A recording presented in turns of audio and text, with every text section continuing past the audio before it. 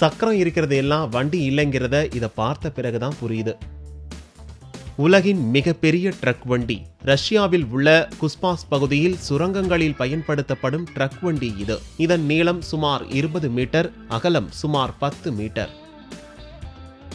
சிறந்த உலகை உருவாக்க வேண்டுமென்ற ஹென்றி ஃபோர்டின் தொலைநோக்கு பார்வையை நிறைவேற்ற ஃபோர்ட் நிறுவனம் தயாரித்துள்ள இ-பைக்.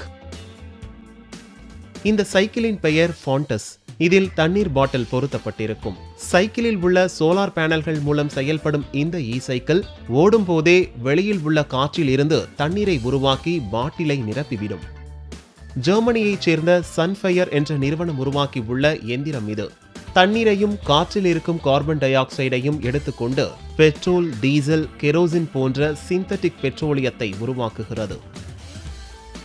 சூரிய குடும்பம் பற்றி கேள்விப்பட்டிருப்போம். சூரியன் எத்தனை பெரியது, உலகம் எத்தனை பெரியது என்று கற்பனை செய்து பார்த்திருப்போம். படத்தில் காண்பது ஒரு மாடல். கண்ணாடி உருண்டை சூரியன் என்றால் அதை நிரப்ப எத்தனை பூமி உருண்டைகள் தேவைப்படும் என்பதை விளக்குகிறது இந்த மாடல்.